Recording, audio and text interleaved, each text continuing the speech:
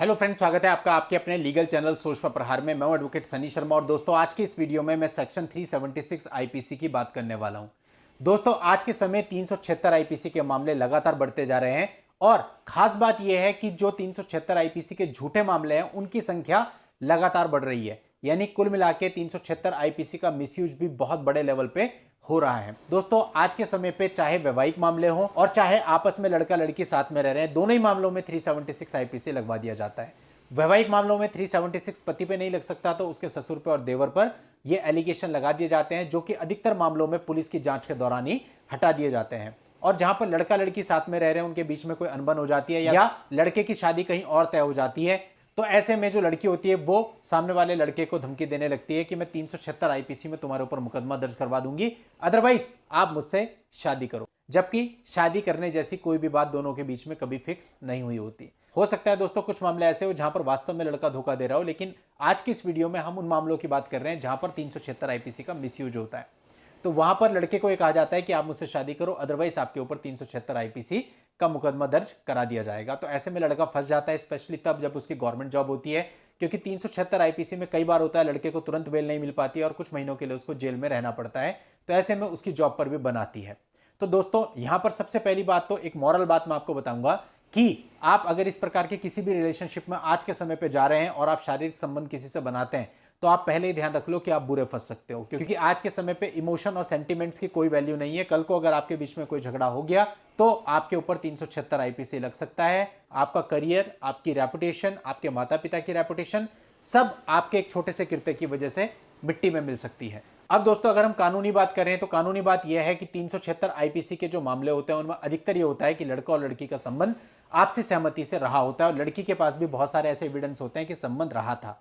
अब ऐसे में आप ये तो मना कर ही नहीं सकते कि मेरा संबंध इससे नहीं रहा था, यानी फिजिकल तो आपका कहीं ना कहीं एडमिट हो ही जाता है, क्योंकि लड़की के पास कई बार आपके ऐसे फोटोग्राफ्स होते हैं जिन्हें देखकर साफ पता चलता है कि आप दोनों के बीच में फिजिकल हुआ था। कई बार अगर आप होटल में जाते हैं तो वहां पर आपकी आईडीज वगैरह जमा होती हैं, उससे भी पता चल जाता है कि आपने होटल में रात बिताई है, तो आपके बीच में फिजिकल हुआ है। और भी कई तरह के अलग अलग प्रूफ इसमें हो सकते हैं। तो यानी लड़की ये तो आसानी से साबित कर देती है कि भाई इसका और मेरा फिजिकल हुआ था। अब लड़की ये कह रही है कि ये फिजिकल मेरी सहमति से नहीं हुआ था, बल्कि इसने झांसा दिया था कि मैं तुमसे शादी करूंगा, झूठ बोला था और मेरे साथ फिजिकल बनाया और बाद में इसने शादी से मना कर लिया, इसलिए ये 376 आईपीसी बनता है। क्योंकि 376 आईपीसी में सहमति का मतलब है कि सहमति किसी प्रकार के धोखे से या किसी प्रकार के दबाव में ना ली गई हो। लेकिन लड़की कह रही होती है कि मेरी सहमति इसने धोखे से ली थी।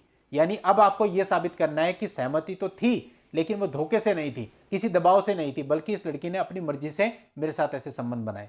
तो अगर आपके पास कुछ ऐसी फोटोग्राफ्स हैं जिनमें लड़की बहुत ही खुश आपके साथ नजर आ रही है, तो आप सोचते हैं मेरे पास एविडेंस है, इसको मैं कोर्ट में प्रोड्यूस कर दूंगा। लेकिन वो लड़की कह सकती है मैं उस समय पे खुश इसलिए थी क्योंकि मुझे पता था, मुझे ऐसा लगता था कि ये मुझसे शादी करेंगे। इन्होंने तो बाद में शादी से मना किया है ना, तो वो फोटोग्राफ भी आपके काम नहीं आती। घूमने फिरने के आप कई बार वीडियो दिखाते हो कि देखिए हम तो खुशी से घूम रहे थे, ऐसे में भी लड़की कह सकती है कि भाई हम घूम रहे थे क्योंकि उस समय मुझे लगता था मेरे से शादी करेगा, लेकिन बाद में इसने शादी से मना कर दिया। तो कुल मिला के आपके सारे प्रूफ का तोड़ सामने वाली लड़की के पास होता है और आप एक बहुत बुरी सिचुएशन में फंस जाते हैं। दोस्तों ऐसे में ज्यादा अच्छा यही है कि आपने अब संबंध उसके साथ बनाए हैं तो आप शादी ही कर लीजिए। कई बार आप कहते हो कि भाई ये मेरी पसंद की नहीं है, या कई बार आप कहते हो लड़की सही नहीं है, या कई बार आप कुछ और कहते हो मैं शादी नहीं करूंगा।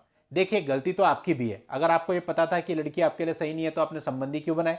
और अब जब आपने कृत्य किया है तो उसका परिणाम तो भुगतना पड़ेगा। इसलिए दोस्तों उलझने से ज्यादा बेहतर है कि उस लड़की से शादी करके मामला निपटा लो। अगर आपका बनेगा तो साथ में रह लेना, नहीं बनेगा तो डाइवोर्स लिया जा सकता है, लेकिन कम से कम आप 376 से तो बच जाएंगे। 376 अधिकतर मामलों में अपनी नासमझी की वजह से लगता है, जहां पर हम इस प्रकार की चीजें कर लेते हैं। लेकिन कुछ मामले ऐसे भी होते हैं जहां पर लड़का और लड़की के बीच में संबंध तक नहीं बने हैं, लेकिन फिर भी लड़की 376 आईपीसी दर्ज करा देती है। ऐसे भी बहुत सारे मामले हमने देखे हैं जहां पर कुछ भी दोनों के बीच में नहीं है, लेकिन 376 लड़के के ऊपर दर्ज हो गया तो उसकी बदनामी तो हो ही गई, उसके माँ बाप बहन भाइयों का घर से निकलना तो मुश्किल हो ही गया, यानी कि मिट्टी पलीत तो उसकी हो ही गई। लेकिन दोस्तों इस तरह के मामले में लड़की कभी यह साबित नहीं कर पाएगी कि आपका उसके साथ फिजिकल हुआ। तो मेडिकल टेस्ट में पुष्टि होगी ना डीएनए टेस्ट में पुष्टि होगी, और अगर झूठ बोल रही है तो ऐसा कुछ भी नहीं होगा।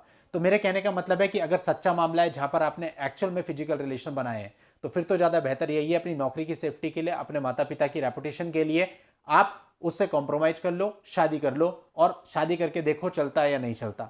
और अगर आपने रिलेशन नहीं बनाए थे उसके बावजूद भी आप पे 376 आईपीसी लग गया है, तो फिर ऐसे में आप मुकदमा लड़िए, क्योंकि मुकदमा लड़ेंगे लड़की कुछ भी साबित नहीं कर पाएगी, और झूठ बोल रही है तो क्रॉस एग्जामिनेशन में सारी चीजें आपके फेवर में निकल करके आ जाएंगी। इसलिए मेरे हिसाब से इस केस में डरने की जरूरत नहीं है। केवल शुरुआत में आपकी सफरिंग है, क्योंकि हो सकता है आपको एकदम से बेल ना मिले और आपको कुछ समय जेल में रहना पड़े।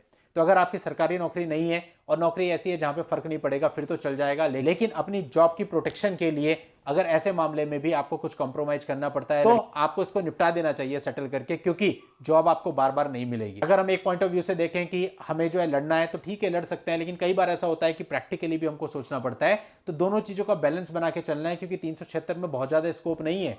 इसके अलावा दोस्तों, यदि 376 में पूरी ही फेक कहानी है, आपको लगता है कि ऐसा कुछ था ही नहीं, ऐसा कुछ कभी हुआ ही नहीं, तो फिर एक ऑप्शन आपके पास ये भी है कि आप स्टार्टिंग में ही 376 की एफआईआर की क्वेश्चनिंग में चले जाओ, और अगर आपकी बात सही है, लड़की के पास कोई एविडेंस नहीं है, कोरी कहानी बनाई गई है, तो 376 आईपीसी आपका हाईकोर्ट से क्वैश हो जाएगा, आपको राहत मिल जाए। तो इस प्रकार से दोस्तों सारे ही एंगल से मैंने आपको बताने की कोशिश करी।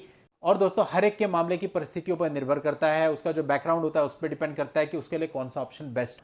ये वीडियोज केवल आपको नॉलेज देने के लिए है कि भाई अगर आपके साथ ऐसा हो रहा है तो प्रैक्टिकल अप्रोच क्या हो सकती है। और साथ ही एक सच्चाई ये भी है कि जिन लड़कियों के साथ वास्तव में ऐसा होता है, जिनके साथ गलत कर दिया जाता है और उसके बाद उनसे शादी नहीं की जाती, वो लड़कियां बेचारी कुछ कर नहीं पाती, और कई बार तो हमने ऐसा भी देखा है कि वो लड़कियां अपनी एफआईआर तक दर्ज नहीं करा पाती हैं। तो दोनों ही चीजें सोसाइटी में है, एक तरफ मिसयूज भी है, दूसरी तरफ जो वास्तव में प्रताड़ित है वो कुछ कर नहीं पा रहा है। और दोस्तों बहुत सारे लोग हैं जो इसमें कुछ करना चाहते हैं, लेकिन हर एक की अपनी लिमिट है, इसलिए उस लिमिट से बाहर कोई भी नहीं जा पाता है। चलिए दोस्तों, आज की इस वीडियो में इतना ही। नेक्स्ट वीडियो में नई लीगल जानकारी के साथ मैं आपसे फिर मिलता हूं। तब तक के लिए goodbye and thank you for watching. Take care.